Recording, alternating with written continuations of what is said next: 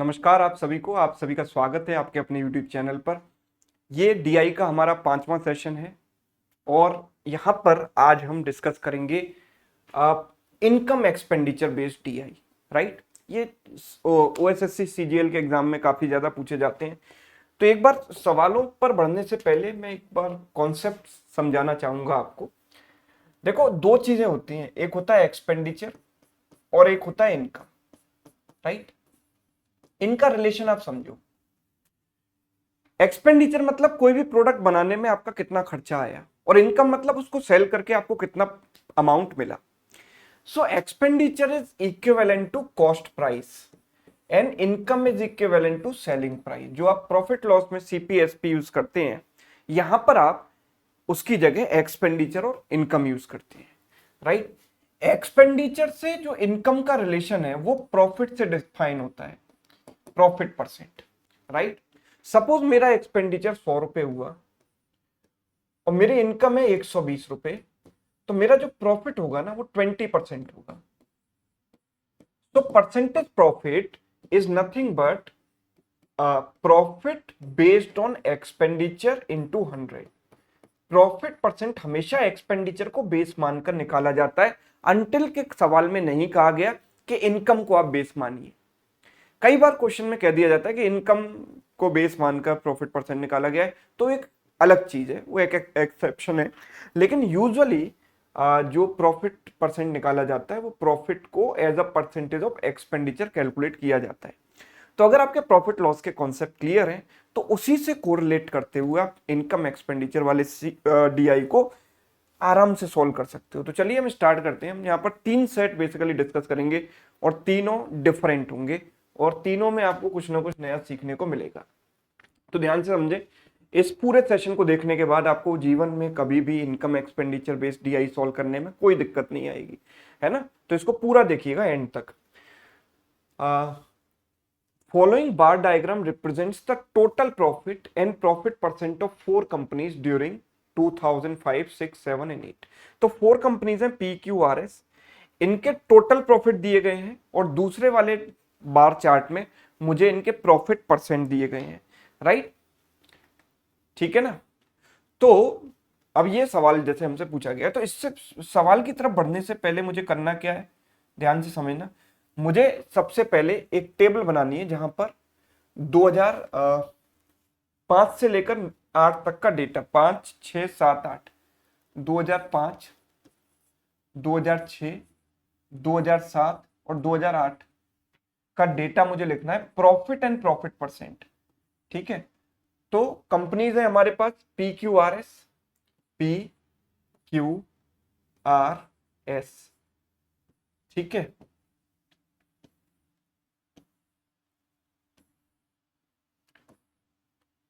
चलो तो सबसे पहले हम कंपनी पी की बात करते हैं।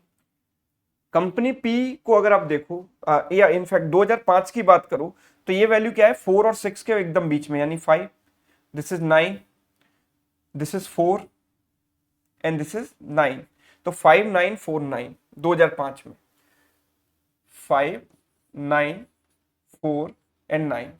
2006 की बात करें तो this value is 7, this value is 18, this value is 5 and this value is 9।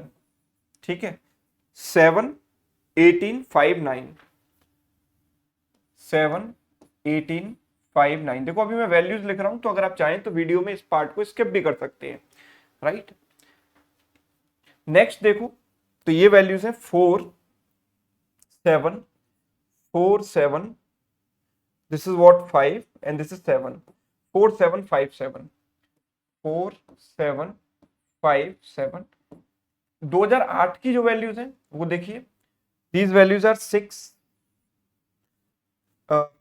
9,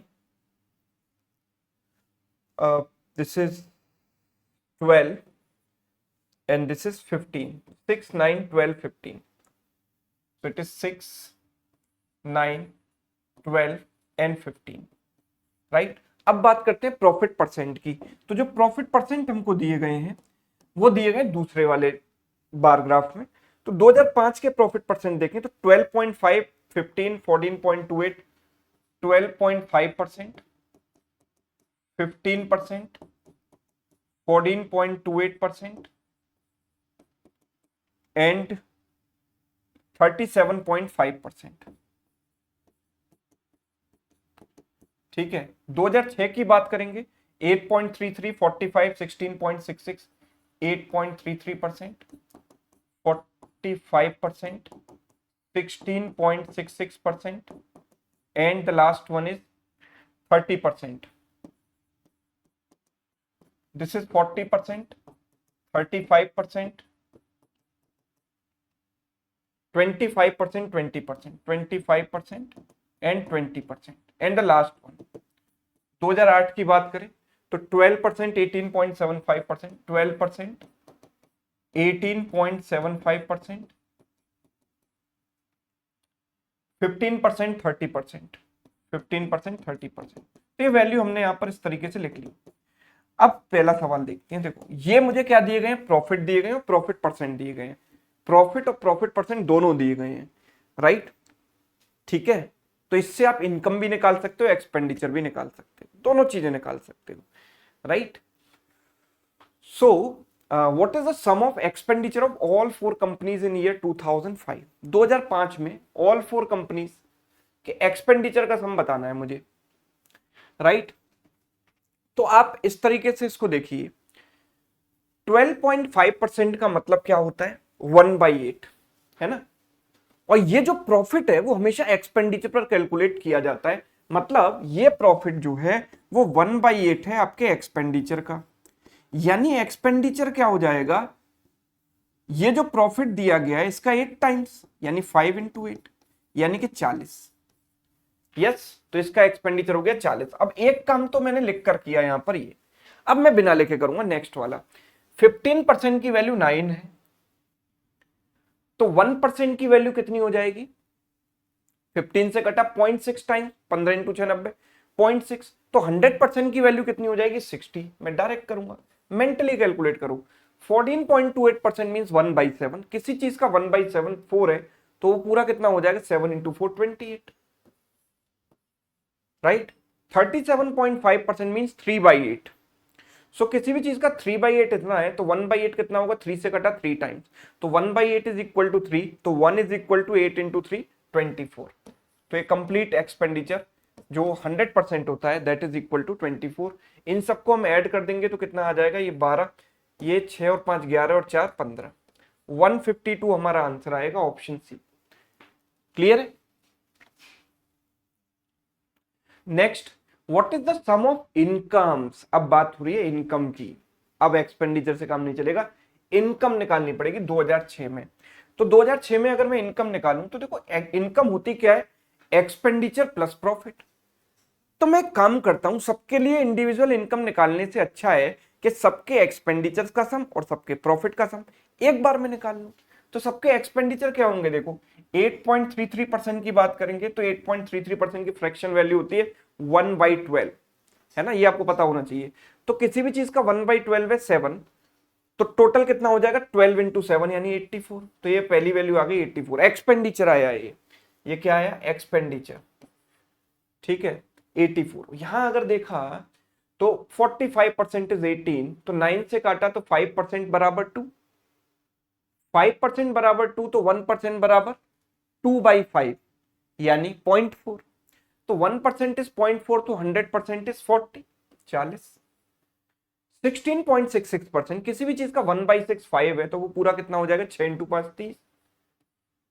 और ये 30% इज 9, सो 10% इज 3, तो 100% इज 30। मैं इन सबको ऐड कर देता हूं, कितना आ जाएगा, ये 4, 8 और 4 12, 12 और 6 18, 184 आ गया एक्सपेंडिचर। और प्रॉफिट कितना है भाई, प्रॉफिट तो मैं डायरेक्ट ऐड कर देता हूं, 18 + 7 25 + 5 30 और 9 39। अच्छा, एक्सपेंडिचर और प्रॉफिट को जोड़ देंगे तो हमें इनकम मिल जाएगी, तो इनको जोड़ दो, 9 और 4 13, कैरी हो गया 1 22, 223 हमारा आंसर आएगा, ऑप्शन बी। क्लियर है। Next, total profit obtained by all four companies in the year 2007 is what percent of the sum of their expenditures in the same year? तो 2007 में टोटल प्रॉफिट तो हमको पता है ना कितना है, 7 और 4 11, 11 और 12 कितना हो गया, 11 और 12 हो गया 23, ठीक है। तो टोटल प्रॉफिट तो आ गया भाई 23। This is what percent of total expenditure.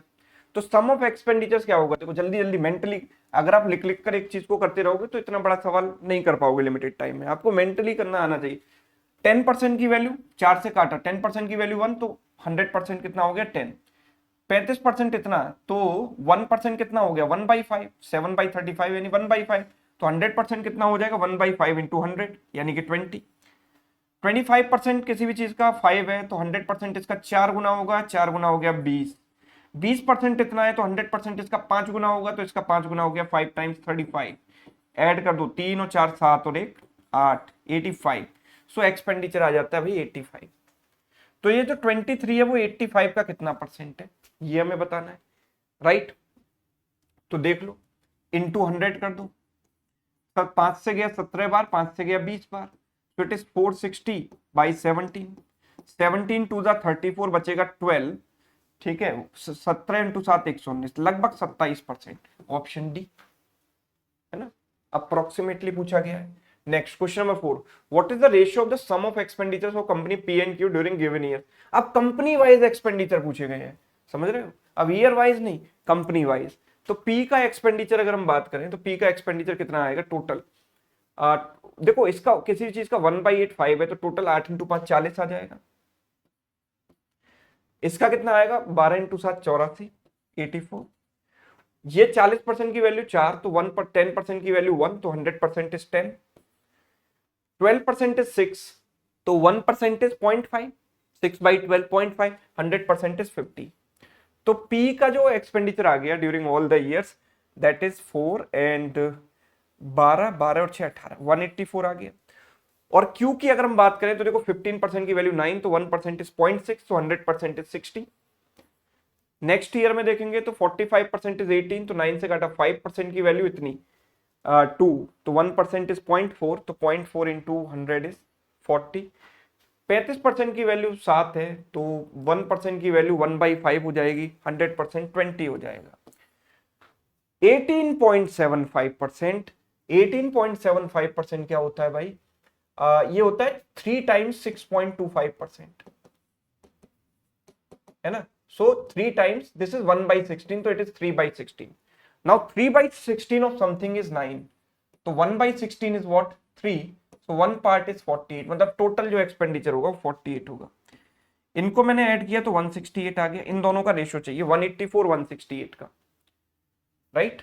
184 168, 4 से काटा 4 बार 6 बार, 4 से काटा 4 बार 2 बार, 2 से काटा 23 बार, 2 से काटा 21 बार, 23:21, ऑप्शन ए डन।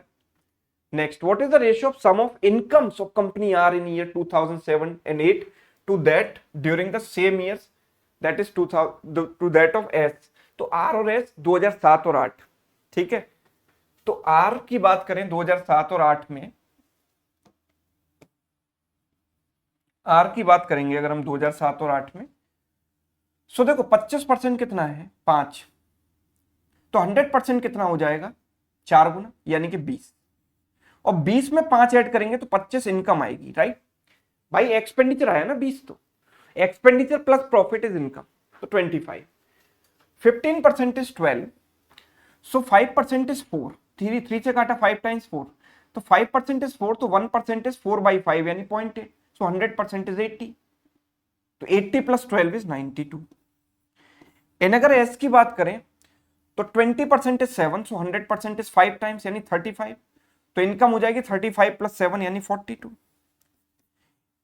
30% इज 15, तो 1% इज 1/2 यानी 0.5, तो 50 हो जाएगा 100%, तो 50 प्लस 15 कितना हो गया 65। इनको आप ऐड करो कितना आ जाएगा, ये 7 9 और 2 11, ये कितना आ जाएगा 7 6 और 4 10, तो 117 107, ठीक है। 117 107, यही बोला ना, एक सेकेंड, 7 और 8, आर और S, income of R in 7 and 8 and income of S in 7 and 8, ठीक है, तो income of R in 2007 and 8 and income of S in 2007 and, एक बार फिर से चेक कर लेते हैं। नन ऑफ दीज आता है तो मैं दोबारा जरूर चेक करता हूँ। ये हो जाएगा 20, 20 और 5 25, ये 15%, यानी this is what 4/5, that is 0.8, तो 80 plus 12 is 92। Okay, so this is 35, 35 plus 7, 42, this is 10% is 5, 10% is 5, so 100% is 50, 50 plus 15 is 65, so once you add them you'll get 117 upon 107, ठीक है, 117 upon 107, तो answer is none of these. ठीक है, चलो अब अगला सवाल लेते हैं, that is a different type of question. सवाल देखो ध्यान से क्या है, अगर वैल्यू दिखाई नहीं रही है बाय एनी रीजन, किसी वजह से, है ना, तो मैं इन वैल्यूज को लिख ही दूंगा वैसे तो। Percentage profit made by two companies over the year, चलो परसेंटेज प्रॉफिट, अब यहाँ दो कंपनीज हैं A and B, percentage profit दिया गया है, सिर्फ परसेंटेज प्रॉफिट दिया गया और कुछ नहीं दिया गया, है ना। तो कंपनी ए एंड बी 2004 से लेकर 9, company A and company B 2004 से मैंने स्टार्ट किया, 2004, 2005, 2006, 2007, 2008 एंड 2009। ठीक है, हम लिख लेते हैं एक बार वैल्यू ताकि बार बार ग्राफ देखने की हमें जरूरत ना पड़े। तो परसेंटेज प्रॉफिट लिखते हैं, तो देखो क्या है, अगर कंपनी ए की बात करूं तो कंपनी ए ये जो है ये रोम्बस वाले फॉर्म में दिया गया, 14, 15, 27, 37.5, 14, 15, 27, 37.5, 12.5, 12.5 and next is 25, next is 25, right. And B का जो डेटा है वो इस स्क्वायर वाले से दिया गया है लाइन पर, 33, 30, 25, 33, 30, 25, ठीक है, 29, 20, 39, 29, 20, 39, ठीक है। तो ये वैल्यू हमें प्रॉफिट परसेंट की वैल्यू दी गई है, right. Okay, so if in the year 2004 the expenditure incurred by company A and B was same, what was the respective ratio of incomes of A and B in that year. Expenditure same दिया गया है ना, तो कोई भी problem नहीं है इस केस में। 2004 की बात हो रही है, पहले ये लिखो to avoid any confusion. A and B, सबसे पहले लिखते हैं हम सीपी यानी एक्सपेंडिचर, और फिर लिखते हैं एसपी यानी इनकम, ठीक है। अगर दोनों के एक्सपेंडिचर सेम है तो आंख बंद करके आप दोनों को 100 मान सकते हो, दोनों को आप 100 मान सकते हो बड़े आराम से, और इसी पर आप प्रॉफिट परसेंट निकालते हो। तो 2004 की बात हो रही है, तो 2004 में दिस इज 14%, दिस इज 33%, तो इनकम क्या हो जाएगी भाई, इनकम क्या होगी 114 and this is 133, so what is the ratio 114 133, 19 से गया 19 से गया 8 टाइम्स, सॉरी 6 टाइम्स, और 19 से गया ये 7 times, 6:7, option A is correct answer. ठीक है, जब एक्सपेंडिचर सेम दिए जाए तो कोई प्रॉब्लम नहीं है, प्रॉब्लम तब होती है जब इनकम सेम दी जाती है, तो वो भी देखेंगे। अगला सवाल है, the amount of profit earn bye company A in the year 2007 was 1.5 lakh. तो कंपनी ए ने जो प्रॉफिट अर्न किया 2007 में वो 1.5 लाख था, ठीक है। Okay, what was the expenditure, तो कंपनी ए 2007, जरा देखिए 37.5% प्रॉफिट है। 37.5% का मतलब सभी लोग जानते हैं, 37.5% का मतलब होता है 3/8। 3/8 इसका मतलब है, यानी कि एक्सपेंडिचर और इनकम का रेशियो क्या होगा, या हम ये कह सकते हैं कि profit is 3/8 of expenditure. So 3/8 of expenditure is profit and profit is 1.5 lakhs given to you. 3 से गया ये 0.5 टाइम्स, सो एक्सपेंडिचर क्या हो गया 8 into 0.5 यानी कि 4 lakhs। So answer is what 4 lakhs, option D. Clear है सभी को? Yes. Question number 3, what is the average percentage profit earned by company B over all the years together। Average percentage profit earn by B, तो इनका average निकाल दो। पहले सबको जल्दी जल्दी ऐड करना है। देखो इसमें से काम करता हूं मैं 33, या ऐड कर दो 5 और 3 8, 8 और 9 17, 17 और 9 26, कैरी हो गया 2, 3 और 2 5 और 3 8 और 2 10, 10 और 7 17। एवरेज निकालना है तो how many years are there, 1 2 3 4 5 6, 6 से डिवाइड किया, 6 2 12, 5 बचेगा, 6 9 54, 29 पॉइंट समथिंग आएगा, 29.33% इज करेक्ट, राइट। अच्छा, if in the year 2008 the income of both the companies A and B was same, अब इनकम सेम दे रखी है तो आप 100 मानकर काम नहीं चलेगा, है ना। What was the ratio of expenditure of A and B in that year, तो बात हो रही है 2008 की, ठीक है, 2008 की बात हो रही है, ए एंड बी, ठीक है, ए एंड बी, ध्यान से समझना। 12.5% एंड 20% प्रॉफिट है, ठीक है, तो यहां है 12.5% एंड यहां है 20%, तो एक्सपेंडिचर और इनकम का रेशियो मैं निकाल सकता हूं। यहां 100 मानकर काम इसलिए नहीं चलेगा क्योंकि आप इनकम को दोनों में 100 मानोगे तो प्रॉफिट परसेंट के लिए आपको उल्टा जाना पड़ेगा, और उल्टा जाओगे तो फिर वैल्यू पॉइंट पॉइंट में आएंगी, राइट। इसलिए यहां पर हम रेशियो मेथड लगाएंगे। 12.5% का मतलब होता है 1/8 एंड इसका मतलब होता है 1/5। So I can say that this value is 8, 8 plus 1 becomes 9. This value is 5, 5 plus 1 becomes 6. ठीक है। So what was the ratio of expenditure of company A to the expenditure of company B in that year? इन दोनों का ratio बताना है, और हमें दिया गया है कि incomes are same, right, incomes are same, तो दोनों की इनकम अगर सेम हमने कर ली तो सेम का मतलब है कि 9 और 6 को सेम बनाने का मतलब है कि 18 बना सकते हैं, तो इसको 2 से मल्टीप्लाई कर दो, इसको 3 से मल्टीप्लाई कर दो, दोनों 18 बन जाएंगे। So it is 16:18 and this is 15:18, तो दोनों की इनकम जो है सेम हो गई, तो एक्सपेंडिचर का रेशियो क्या हो गया, 16:50, राइट। तो जब इनकम सेम दी जाए तो we have to use ratio method, right. 100 मानने से काम नहीं चलेगा। Expenditure of company A in 2005 and income of company B in 2006 are same. ध्यान से समझना। A in 2005, पहले तो ये क्लियरली लिखो कि कौन सी कंपनी और कौन सा ईयर। B in 2006, और अब डेटा पिक करो जो हमें दिया गया है वहां से। तो A in 2005 and B in 2006, तो A 2005 is this and B 2006 is this.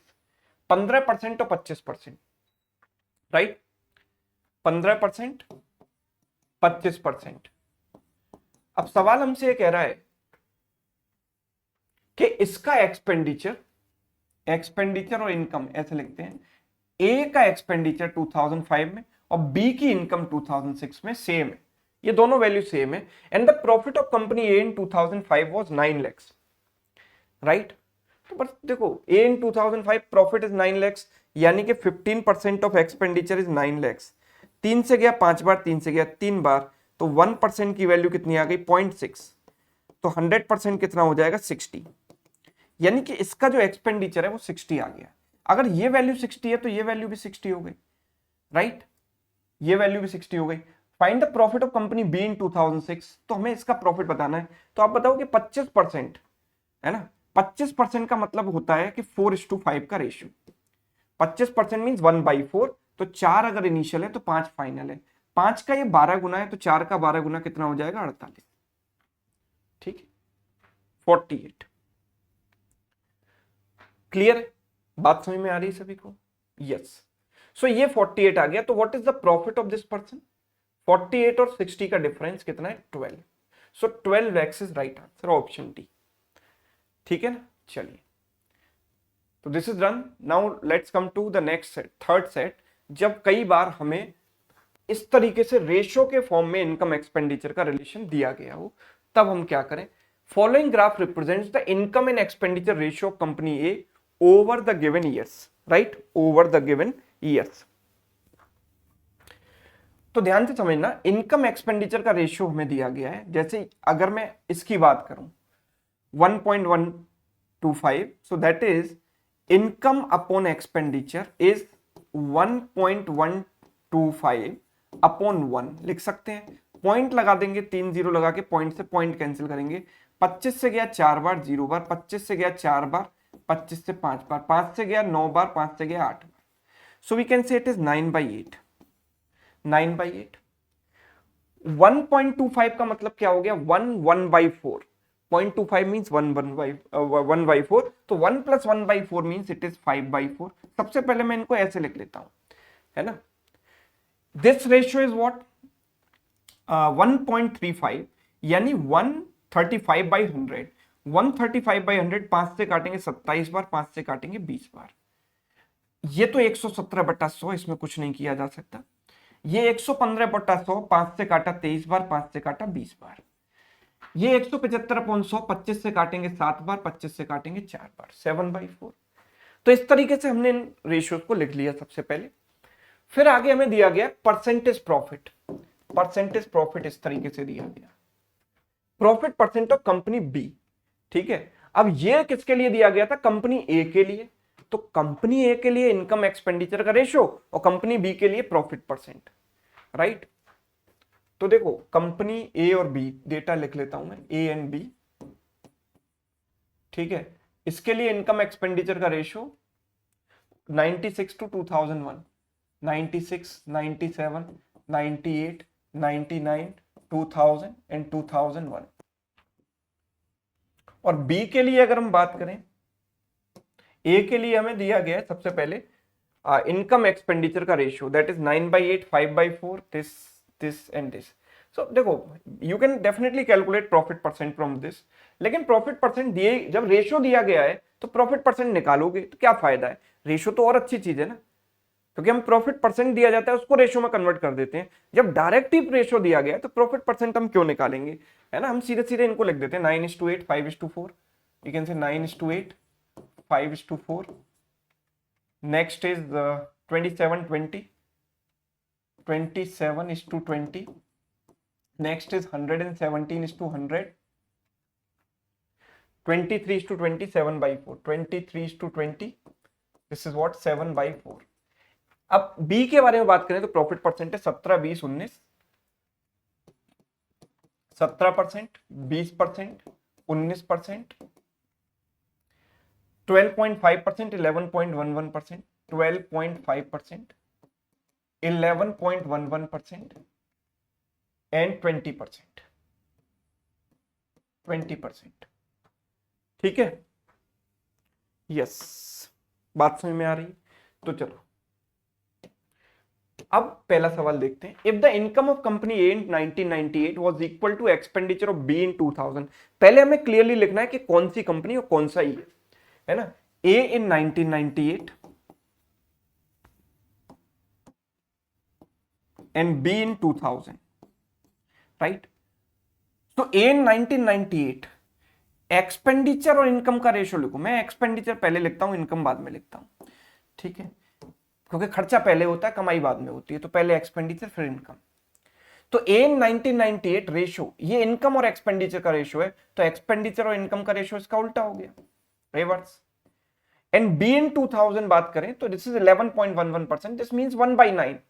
1/9 का मतलब 9 पर 1 का प्रॉफिट, यानी 10 रुपीज इनकम हो गई। 9:10।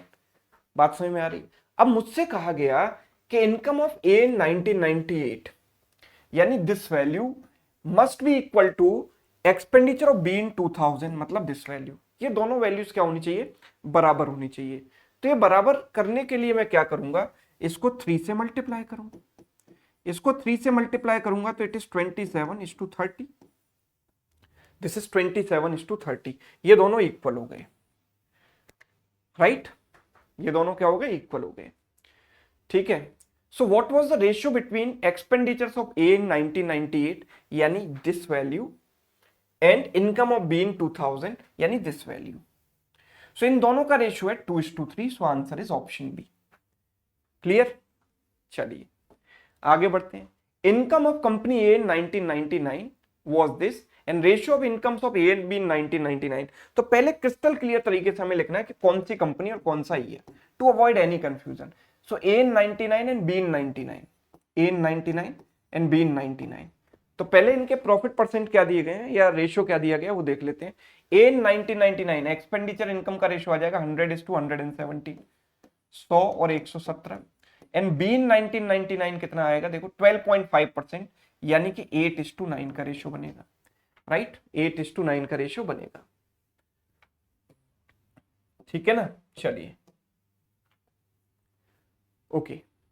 Now if the income of company A in 1999 was 12.6 lakhs, तो ये हमें दिया गया 12.6 lakhs। अच्छा, and ratio of the incomes of A and B in 1999 was 2:3। ठीक है, ओके, एक बार फिर से देख लेते हैं, ए 99 एंड बी 99। ओके,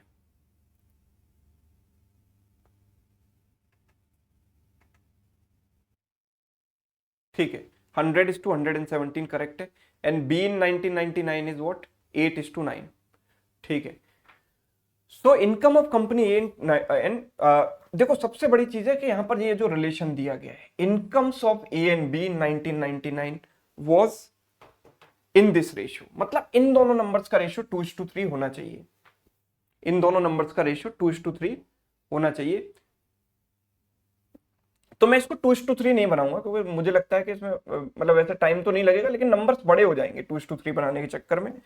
मैं एक काम करता हूं, सीधे सीधे तरीके से इस सवाल को सॉल्व करता हूं, जैसा क्वेश्चन वैसी अप्रोच। कोई भी अप्रोच यूनिवर्सल नहीं होती है ना, कि आपको हमेशा रेशियो मेथड में इक्वल बनाए और या उस रेशियो में लेकर आए, जरूरी नहीं है, डिपेंड्स ऑन डेटा। तो मैंने डेटा देखा कि थोड़ा सा बड़ी बड़ी वैल्यूज है, तो मैंने एक काम किया, मैं सीधे सीधे इसको करता हूं। 117 यूनिट की वैल्यू 12.6 lakhs, राइट, 12.6 lakhs। तो इससे मैं 100 यूनिट की वैल्यू निकाल सकता हूं। भाई 9 से काट दिया इसको, 9 से काटा 13 बार, 9 से काटा 1.4 टाइम्स। ठीक है,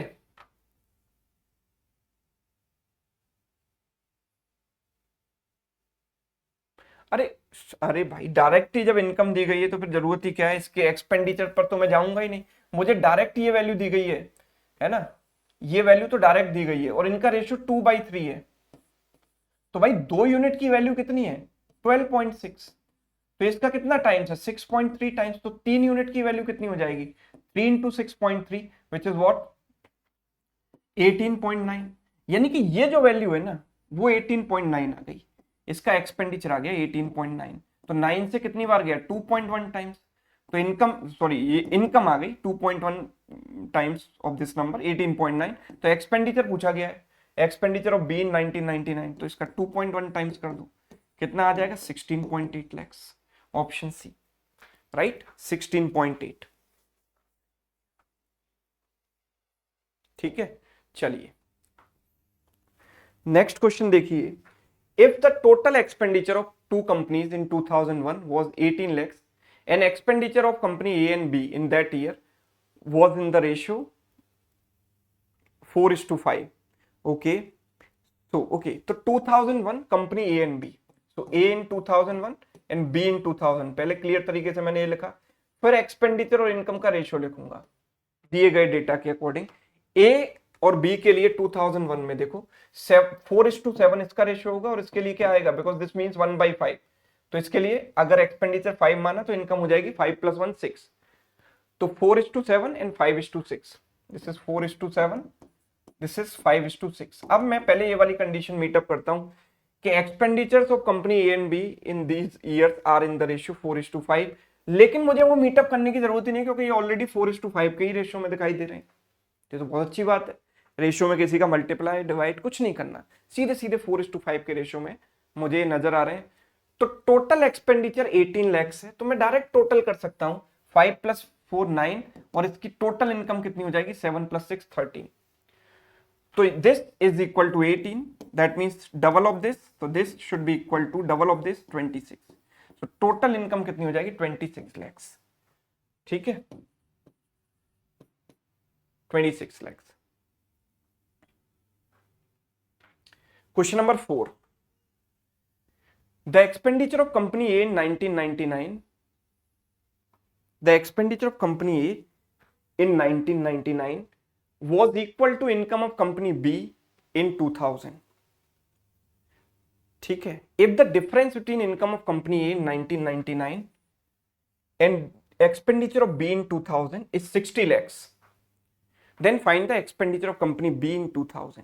ठीक है, तो सबसे पहले क्लियर तरीके से लिखेंगे कि क्या क्या हमें कौन कौन सी कंपनी और कौन कौन से year, A in 99 and B in 2000. So A in 99 ratio is what?